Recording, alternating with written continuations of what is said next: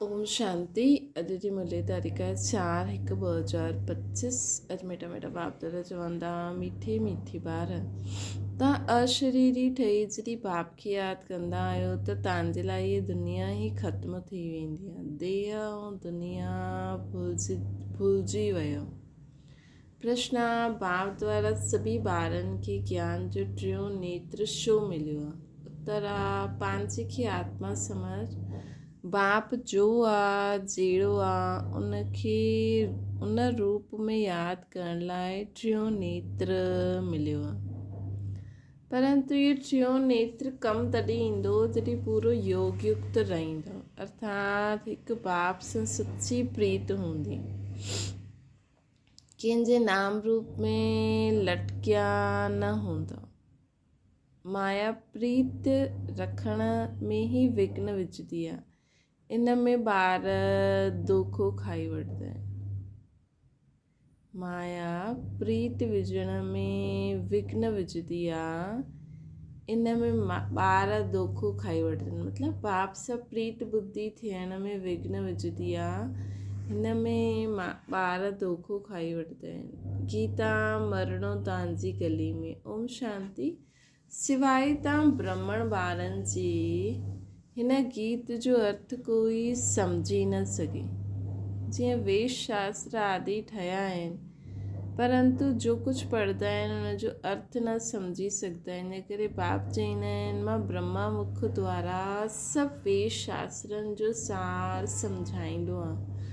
वैसे ही इन गीतनि जो अर्थ बि कोई सम्झी न सघे। बाप ई हिन जो अर्थ ॿुधाईंदा आहिनि। आत्मा जॾहिं शरीर सां न्यारी थी वेंदी आहे त दुनिया सां सॼो संबंध टुटी वेंदो आहे। गीत बि चईंदो आहे न, पंहिंजे खे आत्मा सम्झी अशरीरी थी बाप खे यादि करो त इहा दुनिया ई ख़त्म थी वेंदी। इहो शरीर हिन पृथ्वी ते आत्मा हिन सां निकिरी वेंदी आहे त हुन समय हुन जे लाइ मनुष्य सृष्टि आहे ई न। आत्मा नंगी थी वेंदी आहे। पोइ जॾहिं शरीर में ईंदी आहे त पाठ शुरू थी वेंदो आहे। पोइ हिकु शरीर छॾे ॿियो में प्रवेश कंदी आहे न। वापसि तत्व में न वञिणो आहे, उड़ी करे ॿिए शरीर में वेंदी आहे। हिते हिन आकाश तत्व में ई हुनखे पाठ वॼाइणो आहे। मूल वतन में न वञिणो आहे। जॾहिं शरीर छॾंदा आहिनि त न करम बंधन न उहो करम बंधन रहंदो आहे, न इहे करम बंधन न उहो करम बंधन, मतिलबु न शरीर जो न उहो ॿियो शरीर सां ई अलॻि थी वेंदा आहिनि। न पोइ ॿियो शरीर वठंदा आहिनि त उहो करम बंधन शुरू थींदो आहे। इहे ॻाल्हियूं सवाइ तव्हांजी ॿियो कोई मनुष्य बि न ॼाणंदा आहिनि। बाबा सम्झायो आहे सभु बिल्कुलु ई बेसम्झ आहिनि, परंतु ईअं कोई सम्झंदा थोरी आहिनि। पंहिंजे खे केतिरो अक़लमंद सम्झंदा आहिनि। पीस प्राइज़ ॾींदा रहंदा आहिनि। इहे बि तव्हां ब्राह्मण कुलभूषण सुठी रीति सम्झाए सघंदा आहियो। उहो त ॼाणंदा ई न आहिनि कि पीस कंहिंखे चइबो आहे। कोई त महात्मा वटि वेंदा आहिनि कि मन जी शांती कीअं थिए। इहे त चवंदा आहिनि वर्ल्ड में शांती कीअं थिए। कोई त महात्मा वटि वेंदा आहिनि कि मन जी शांती कीअं हुजे। इहे त वर्ल्ड में शांती कीअं हुजे, ईअं न चईंदासीं कि निराकारी दुनिया में शांती कीअं हुजे।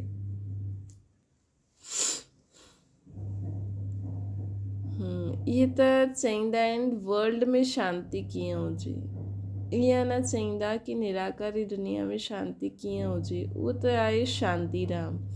असां आत्मायूं शांतीधाम में रहंदियूं आहिनि, परंतु इहे त मन जी शांती चईंदा आहिनि। उहे ॼाणंदा ई न आहिनि कि शांती कीअं मिलंदी आहे। शांतीधाम त पंहिंजो घरु आहे न, हिते शांती मिली न सघे। हर सतयुग में सुख शांती संपत्ति सभु आहे, जंहिंजी स्थापना बाप कंदा आहिनि। हिते त केतिरी अशांती आहे न। इहे सभु हाणे तव्हां ॿार ई सम्झंदा आहियो। सुख शांती संपत्ति भारत में ई हूंदी आहे। उहो वरसो हुयो बाप जो, ऐं दुख अशांति कंगालपनो इहो वरसो आहे रावण जो। इहे सभु ॻाल्हियूं बेहद जो बाप वेही ॿारनि खे सम्झाईंदा आहिनि। बाप परमधाम में रहण वारो नॉलेजफुल आहे, जो सुखधाम जो असांखे वरसो ॾींदा आहिनि। उहे असां आत्माउनि खे सम्झाइनि था। इहे त ॼाणंदा आहियो नॉलेज हूंदी आहे आत्मा में, उन्हनि खे ही ज्ञान जो सागर चइबो आहे न। उहो ज्ञान जो सागर हिन शरीर द्वारा वर्ल्ड जी हिस्ट्री जोग्राफी सम्झाईंदा आहिनि। बाबा हिन शरीर द्वारा वर्ल्ड जी हिस्ट्री जोग्राफी सम्झाईंदा आहिनि। वर्ल्ड जी आयु त हुजणी खपे न। वर्ल्ड त आहे ई, सिर्फ़ु नई दुनिया पुराणी दुनिया चईंदसि, इहा बि मनुष्य खे पतो न आहे। ॾिसो, हर घर जी बि हिकु पर्टिकुलर आयु हूंदी आहे, हर हिकु चीज़ जी आयु हूंदी आहे। चईंदा आहिनि न, इहे केतिरो हलंदो, ईअं दुनिया बि केतिरी हलंदी, इहे बि मनुष्यनि खे पतो न आहे। न्यू वर्ल्ड सां ओल्ड वर्ल्ड थियण में केतिरो समय लॻंदो आहे। तव्हां ॿार ॼाणंदा आहियो कलयुग खां पोइ सतयुग ज़रूरु अचिणो आहे। हिन करे कलयुग ऐं सतयुग जे संगम ते बाप खे अचिणो पवंदो आहे। इहे बि तव्हां ॼाणंदा आहियो परम पिता परमात्मा ब्रह्मा द्वारा नई दुनिया जी स्थापना शंकर द्वारा विनाश कराईंदा आहिनि। त्रिमूर्ति जो अर्थ बि इहो आहे न, स्थापना विनाश पालना। ये त कॉमन ॻाल्हि आहे, परंतु इहे ॻाल्हियूं तव्हां ॿार भुलिजी वेंदा आहियो। न त तव्हांखे ख़ुशी रहे, ॾाढी ख़ुशी रहे, है न। असां ईअं भुलिजी वेंदा आहियूं, इन करे असांखे उहा ख़ुशी न रहंदी आहे।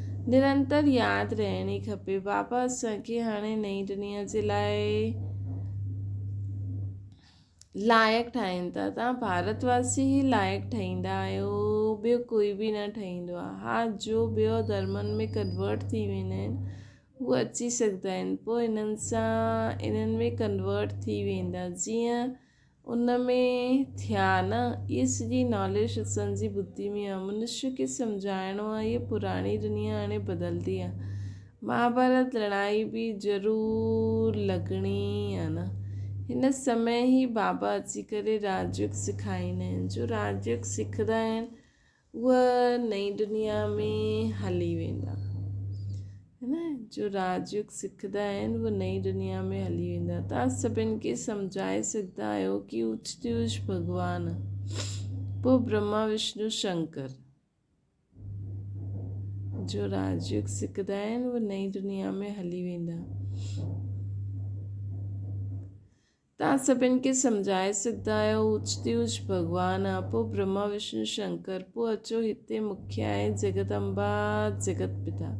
बाप ईंदा बि हिते ब्रह्मा जे तन में आहिनि। प्रजापिता ब्रह्मा त हिते आहे न।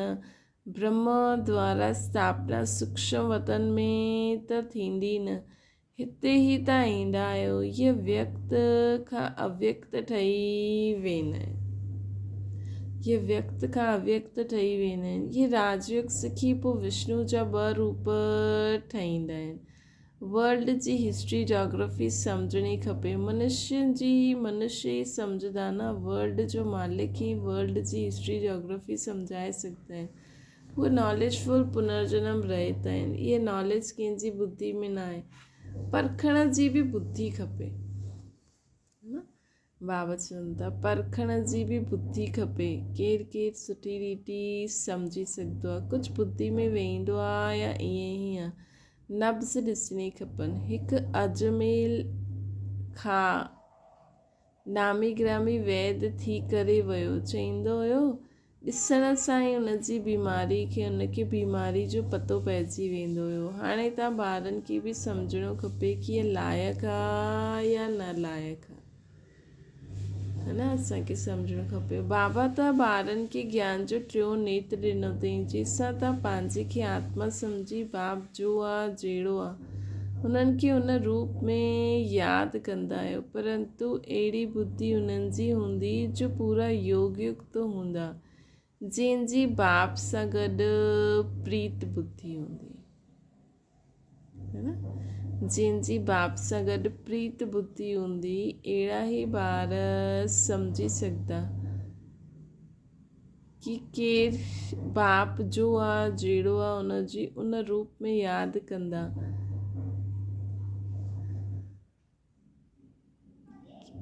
अहिड़ी उन बुद्धि उन्हनि जी हूंदी जो योग युक्त हूंदा, जंहिंजी बाप सां प्रीत बुद्धि हूंदी। सभु त न आहिनि, हिकु ॿ जे नाम रूप में लटका पईंदा आहिनि। बाप चईंदा आहिनि प्रीत मूंसां गॾु लॻायो। माया अहिड़ी आहे जो प्रीत रखणु न ॾींदी। माया बि ॾिसंदी आहे, असांजो ग्राहक वञे थो त हिकदमि नक कन सां पकिड़े वठंदी आहे। पोइ जॾहिं धोखो खाईंदा आहिनि तॾहिं सम्झंदा आहिनि माया सां धोखो खाधो। माया जी जगत जी ठही न सघंदा, ऊच पद पाए न सघंदा। हिन में ई महिनत आहे। श्रीमत चईंदी आहे मामेकम यादि करो त तव्हांजी जो पतित बुद्धि आहे उहो पावन थी वेंदी। परंतु कईअनि खे ॾाढो मुश्किल लॻंदो आहे, है न। परंतु बाबा चवनि था कईअनि खे ॾाढो मुश्किल लॻंदो आहे जो बाबा सां प्रीत बुद्धि न ठाहींदा आहिनि, ॿियनि जे नाम रूप में फसी वेंदा आहिनि। इन में सब्जेक्ट हिकु ई आहे, अल्लाह ऐं बे। बस ॿ अक्षर बि यादि न करे सघंदा आहियो। बाबा चईंदा आहिनि अल्लाह खे यादि करो त पंहिंजी देह खे, ॿिए जी देह खे यादि कंदा आहिनि। बाबा चईंदा आहिनि देह खे ॾिसंदे हुए तव्हां मूंखे यादि करो। अगरि ॿियो कोई बि नज़र अचे थो त उन समय बि मूंखे यादि करो। आत्मा खे हाणे टियों नेत्र मिलियो आहे, मूंखे ॾिसणु सम्झण जो। उन सां कमु वठो। तव्हां ॿार हाणे त्रिनेत्री त्रिकालदर्शी ठहींदा आहियो, परंतु त्रिकालदर्शी बि नंबरवार हूंदा आहिनि। नॉलेज धारण करणु कोई मुश्किल ॻाल्हि न आहे। ॾाढा ई सुठो सम्झंदा आहिनि, परंतु योग बल घटि आहे। देही अभिमानीपन ॾाढो घटि आहे। थोरी ॻाल्हि में क्रोध गुस्सो अची वेंदो आहे। किरंदा रहंदा आहिनि, उथंदे किरंदा आहिनि। अॼु उथिया कल्ह किरी पवंदा आहिनि। देह अभिमान मुख्य आहे, पोइ ॿिया विकार लोभ मोह आदि में फसी पवंदा आहिनि। देह में बि मोह रहंदो आहे न। माताउनि में मोह जास्ती हूंदो आहे। हाणे बाप उन सां छुड़ाईंदा आहिनि। तव्हांखे बेहद जो बाप मिलियो, पोइ मोह छो रखंदा आहियो। उन प्रमाण शिकल बातचीत ई बंदर मिसल थी वेंदी आहे। बाप चईंदा आहिनि नष्ट मोह ठही वञो, निरंतर मूंखे यादि करो। पापनि जो बोझ आहे, सिर ते ॾाढो आहे, उहो कीअं उतरे। परंतु माया अहिड़ी आहे, यादि करण ई न ॾींदी आहे। भल केतिरो बि माया मथो मारो, घड़ी घड़ी बुद्धि खे उड़ाए ॾींदी। केतिरी कोशिशि कंदा आहिनि। असां मोस्ट बिलवेड बाबा जी महिमा कंदा रहूं। बाबा बसि तव्हां वटि आया की आया, परंतु पोइ भुलिजी वेंदा आहिनि। बुद्धि ॿियो तरफ़ हली वेंदी आहे। इहे नंबर वन में वञण वारा बि पुरुषार्थी आहिनि। बाबा चवनि था त घड़ी घड़ी माया जो रॉयल रूप बि कंहिं नाम रूप में असांखे फसाए सघंदो आहे। ॿारनि जी बुद्धि में यादि रहणो खपे कि असां गॉडली स्टूडेंट आहियूं। गीता में बि आहे न भगवान वाच्य, गीता में बि आहे भगवान वाच्य मां तव्हांखे राजाउनि जो बि राजा ठाहींदो आहे। सिर्फ़ु शिव जे बदिले श्री कृष्ण जो नाम विझी छॾियो अथनि। वास्तव में शिव बाबा जी जयंती सॼी दुनिया में मल्हाइणी खपे। शिव बाबा सभिनि खे दुखनि सां लिबरेट करे, गाइड ठही करे सभिनि खे वठी वेंदा आहिनि। सभिनि खे दुखनि सां लिबरेट कंदा आहिनि, पोइ गाइड ठाहींदा आहिनि, पोइ सभिनि खे वापसि वठी वेंदा आहिनि। ये त सभु मञंदा आहिनि कि उहो लिबरेटर गाइड आहे। सभिनि खे पतित पावन बाप, सभिनि जो पतित पावन बाप आहे न शांतीधाम। सभिनि खे शांतीधाम सुखधाम में वठी वञण वारो। त उन्हनि जी जयंती छो न मल्हाईंदा आहिनि। भारतवासी ई न मल्हाईंदा आहिनि। इन करे ई भारत जी इहा ॾाढी बुरी गति थी आहे। मौत बि बुरी गति सां थींदो आहे। उहो त बॉम्ब सेड़ा ठाहींदा आहिनि, गैस लीक निकिरंदो ऐं खलास। जीअं क्लोरोफॉर्म लॻी वेंदी आहे न, जीअं क्लोरोफॉर्म लॻी वेंदी, हीअ बि उन्हनि खे ठाहिणो ई आहे। बंदि थियणु इम्पॉसिबल आहे। जो कल्प पहिरियों थियो सो हाणे रिपीट थींदो।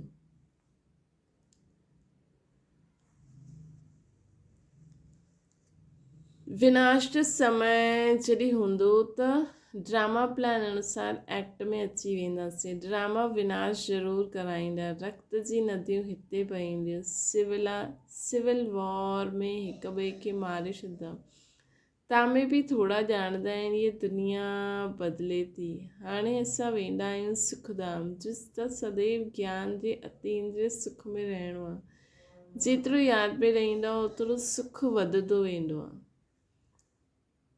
छी देह सां नष्ट मोह थींदा वञो। बाप सिर्फ़ु चवंदा आहिनि अल्लाह खे यादि करो त ॿिए बादशाही मिली वेंदी। सेकेंड में बादशाह जो ॿारु थियो त गोया ॿारु बादशाह थी वियो न। त बाप चवंदा आहिनि मूंखे यादि करो ऐं चक्र खे यादि करो त चक्रवर्ती महाराजा महारानी ठही वेंदासीं। घायल बि आहे न, सेकेंड में जीवन मुक्ति, सेकेंड में बेगर टू प्रिंस ठहिणो असांखे। केतिरो सुठो आहे। जो त श्रीमत ते सुठी रीति हलणो खपे, क़दम क़दम ते राय वठणी खपे। बाप सम्झाईंदा आहिनि मिठे ॿार, ट्रस्टी ठही करे रहो त ममत्व मिटी वेंदो। परंतु ट्रस्टी ठहिणु मासी जो घर न आहे, इहे ख़ुदि ट्रस्टी ठहिया आहिनि, ॿारनि खे बि ट्रस्टी ठाहींदा आहिनि। इहे कुझु बि वठंदा आहिनि, छा चवंदा आहिनि तव्हां ट्रस्टी आहियो संभालो। ट्रस्टी ठहिया त पोइ ममत्व मिटी वेंदो आहे, है न। अगरि ट्रस्टी ठही वेंदा त ममत्व मिटी वेंदा आहिनि। चवंदा बि आहिनि ईश्वर जो सभु कुझु ॾिनल आहे, ईश्वर जो सभु कुझु ॾिनल आहे। पोइ कुझु नुक़सानु पवंदो त या कोई मरी वेंदो त बीमार थी पवंदा आहिनि। पहिरियों चवंदा आहिनि ईश्वर जो ई सभु कुझु ॾिनल आहे, पोइ कुझु नुक़सानु थींदो या कोई मरी वेंदो त बीमार पइजी वेंदा आहिनि। मिलंदो त ख़ुशी मिलंदी आहे त ख़ुशी थींदा आहिनि, ख़तमु थी वेंदो आहे त दुख थींदो आहे। पर सभु कुझु ईश्वर जो आहे त दुख छो? जबकि चवंदा आहिनि ईश्वर जो ॾिनल आहे त पोइ मरण ते रोइण जी दरकार ई न आहे। परंतु माया घटि न आहे, मासी जो घर थोरी आहे। हिन समय बाप चवंदा आहिनि तव्हां असांखे सॾु कयो, हिन पत दुनिया में असां न रहणु चाहींदा आहियूं, असांखे पावन दुनिया में वठी हलो, साथ वठी हलो। परंतु हिन जो अर्थ बि न सम्झंदा आहिनि। पतित पावन ईंदो त ज़रूरु शरीर ख़तमु थींदा न, तॾहिं त आत्माउनि खे वठी वेंदा न बाबा। त अहिड़े बाप जे साथी प्रीत बुद्धि थियणी खपे, हिक सां ई लव रखिणो आहे। त अहिड़े बाप जो साथी प्रीत बुद्धि ठहिणी आहे, हिक सां ई असांखे लव रखिणो आहे, उन्हनि खे यादि करिणो आहे। माया जे तूफ़ान त ईंदा, कर्मेंद्रियनि सां कोई विकरम न करिणो आहे, है न। माया जे तूफ़ान त ईंदा रहंदा, संकल्प विकल्प, लेकिन असांखे कर्मेंद्रियनि सां कोई विकरम न करिणो आहे। उहा बेक़ाइदे थी वेंदी आहे। बाबा चवनि था कि उहा बेक़ाइदे थी वेंदी आहे। बाप चवंदा आहिनि मां अची करे हिन शरीर जो आधार वठंदो आहे, इहे हिननि जो शरीर आहे न। तव्हांखे यादि बाप खे करिणो आहे। तव्हां ॼाणंदा आहियो ब्रह्मा बि बाबा आहे, शिव बि बाबा आहे। विष्णु ऐं शंकर खे बाबा न चईंदासीं। शिव आहे निराकार बाप, प्रजापिता ब्रह्मा आहे साकारी। हाणे तव्हां साकार द्वारा निराकार बाप सां वरसो वठो था। दादा हिननि में प्रवेश दादा इन्हनि में प्रवेश कंदा आहिनि तॾहिं चईंदा आहिनि ॾाॾे जो वरसो बाप द्वारा असां वठूं था, मतिलबु शिव दादा। ब्रह्मा मां बाप, मम्मा मां ऐं शिव असांजो दादा। त दादा ब्रह्मा बाबा में प्रवेश करे असांखे स्वर्ग जो वरसो थो ॾे। शिव दादा असांजे ब्रह्मा बाप में प्रवेश करे असां आत्माउनि खे स्वर्ग जो वरसो थो ॾे। दादा ऐं ग्रैंड फादर निराकार आहे न, बाप साकार आहे। ये वंडरफुल नई ॻाल्हियूं आहिनि शिव दादा। त अॼु जे ॾींहुं असांखे शिव खे दादा जे रूप में यादि करिणो आहे। बाबा चईंदा आहिनि इहे वंडरफुल नई ॻाल्हियूं आहिनि, त्रिमूर्ति ॾेखारींदा आहिनि परंतु सम्झंदा न आहिनि, शिव खे उड़ाए ॾींदा। बाबा केतिरी सुठी सुठी ॻाल्हियूं सम्झाईंदा आहिनि त ख़ुशी रहणी खपे। असां स्टूडेंट आहियूं, बाबा असांजो बाप टीचर सतगुरु आहे। हाणे तव्हां वर्ल्ड जी हिस्ट्री जोग्राफी बेहद जे बाप सां ॿुधो था, पोइ ॿियनि खे ॿुधाईंदा आहियो। इहे 5000 वर्ष जो चक्कर आहे। कॉलेज में ॿारनि खे वर्ल्ड जी हिस्ट्री जोग्राफी सम्झाइणी खपे, है न। स्कूलनि में हाणे बाबा चवनि था स्कूलनि में ॿारनि खे वर्ल्ड जी हिस्ट्री जोग्राफी सम्झाइणी खपे। 84 जी सीढ़ी छा आहे, भारत जी चढ़ती कला उतरती कला कीअं थींदी आहे, इहा बि सम्झाइणो खपे। हीअ त ॾाढो सहज सम्झण जी ॻाल्हि आहे न। इहे त बाबा चवनि था सेकेंड में भारत स्वर्ग ठही वेंदो आहे, पोइ 84 जन्म पोइ नर्क ठहींदो आहे। सेकेंड में भारत स्वर्ग थी वेंदो आहे, पोइ 84 जन्मनि खां पोइ नर्क थी वेंदो आहे।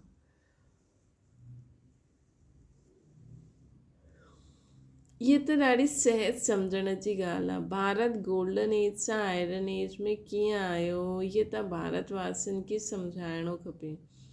टीचर्स खे बि सम्झाइणो खपे कि भारत गोल्डन एज खां आयरन एज में कीअं आयो, केतिरा साल लॻिया। उहा जिस्मानी नॉलेज आहे, इहा रूहानी नॉलेज आहे।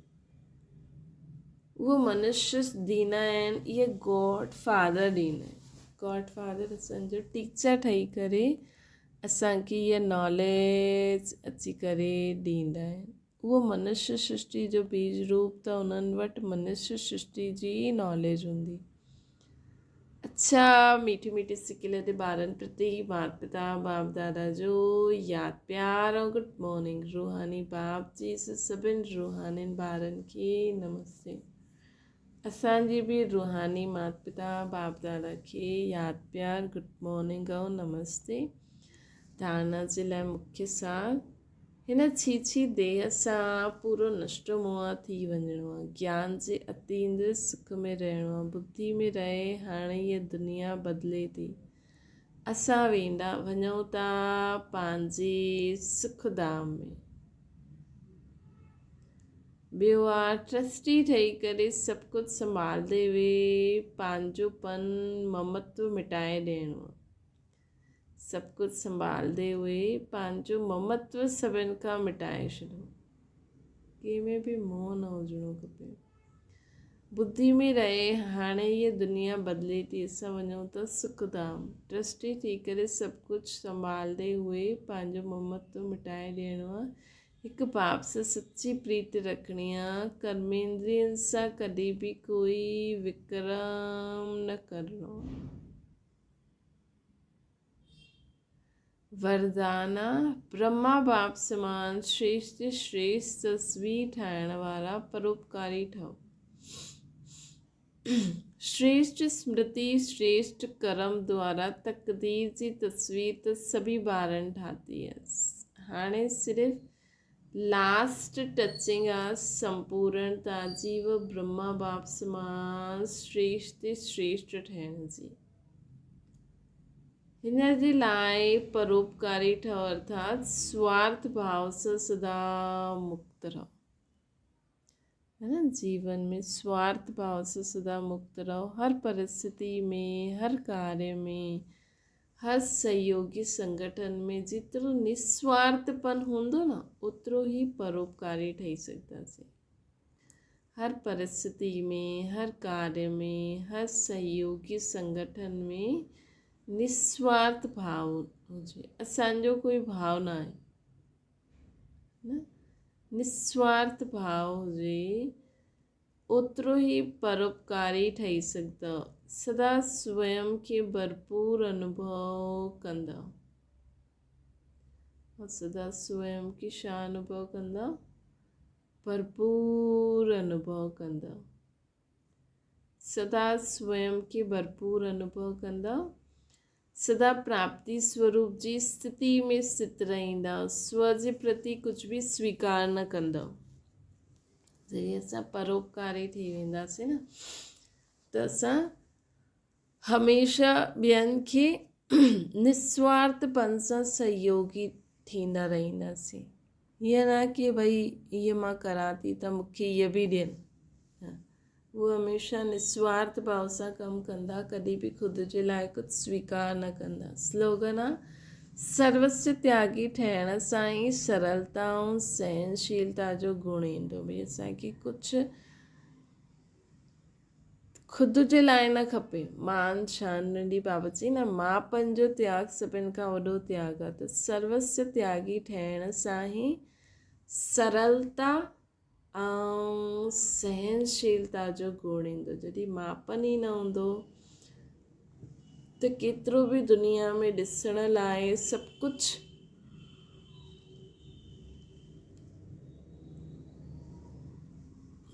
करण लाइ कंदे समय केॾो कुझु ॾिसंदे हुए सहन करिणो पवंदो न।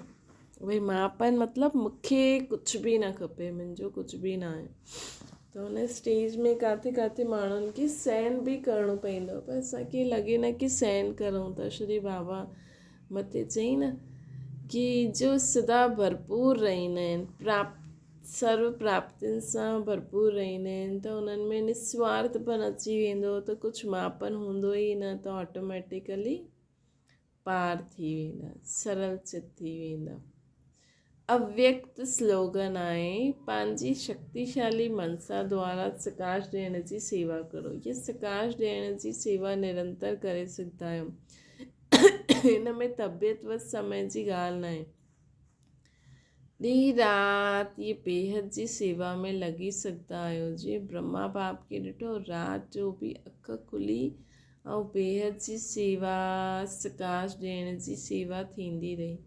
ईअं फॉलो फादर करो। जॾहिं तव्हां ॿार बेहद खे सकाश ॾींदव त नज़दीक वारा ऑटोमेटिकली सकाश वठंदा रहंदा। हिन बेहद जी सकाश सां वायुमंडल ऑटोमेटिकली ठहींदो वेंदो। हिन बेहद जी सकाश सां वायुमंडल ऑटोमेटिकली ठहींदो रहंदो। अच्छा, ओम शांति। बाबा की याद करो,